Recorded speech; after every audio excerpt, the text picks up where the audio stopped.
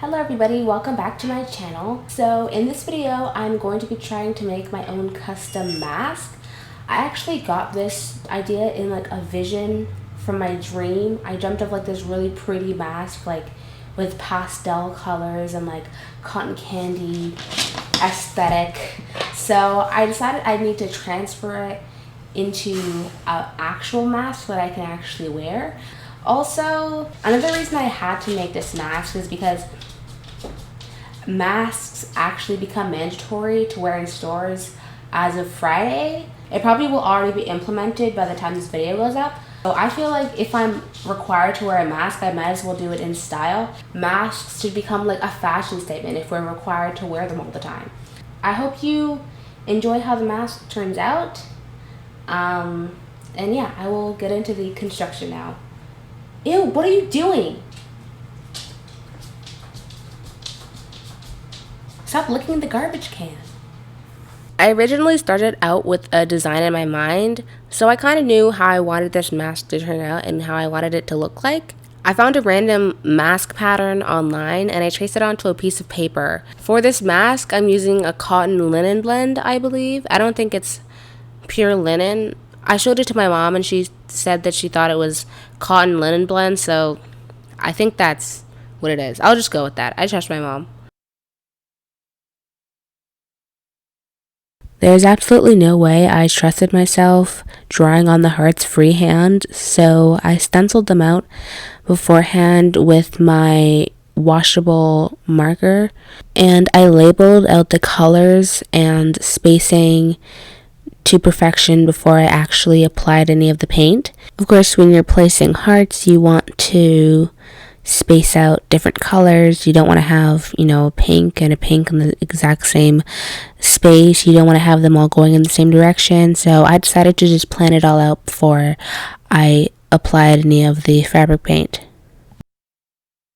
After I had finished stenciling them out, I went ahead and started painting them all the pastel colors that I wanted. I had to mix and match a bunch of colors before I got the exact colors that I wanted. It took a pretty long time, but I think it was worth it since I got really pastel-y looking colors and it really fed into the aesthetic of the mask, I think. I also played around with a bunch of sizes of hearts. Like I did them on scrap pieces of paper and held them up to my face. I eventually settled on pretty small, not too small, but pretty small hearts. I didn't want to make them really, really small because I feel like that would be confusing for the eye and you wouldn't really see the detail, and too big you can't really put too much color in. So I think this size is the best size. I'm not sure the exact size that I settled on and I'm too lazy to get up and measure it, but yeah, I don't know, pretty small. Also, a friendly reminder to always close your paint bottles when you're done using them. Never, ever, ever, ever, ever leave them alone. You risk accidentally getting them tipped over and ruining most of your beautiful fabric and losing a lot of paint and having to clean it up. So, please close your paint bottles. With the mask pieces done, I went ahead and moved on to the ruffles. I decided on blue and pink for the ruffles to kind of give like a cotton candy feel to the mask. It actually took me a whole lot of tries to get the ruffles right. They kept being too big or too small and they didn't ruffle properly. But eventually I finished and the ruffles looked pretty nice. But afterwards I had kind of a ruffle massacre because it took me so many tries. Once I finished the ruffles, I started to sew together the two mask pieces.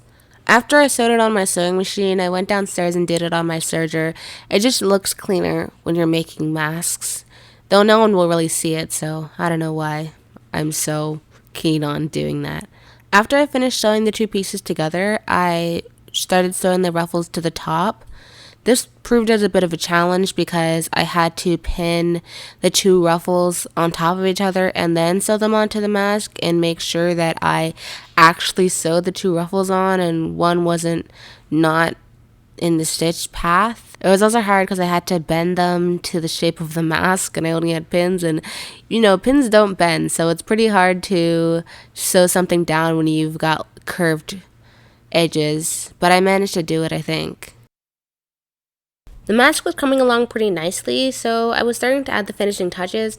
I grabbed some coffee mixer things that you can get at those like coffee stores. Yeah, I got some of those from my basement. I actually stole like a bunch of these from Starbucks a few years ago. I stole them with the intent to make a craft from the sticks, I don't know. And this is the only thing I've used them for in 4 years.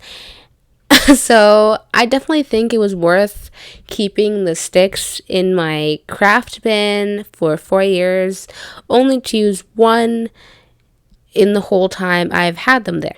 It was such a waste of time, but it made a cool design, so I guess I'm not that mad.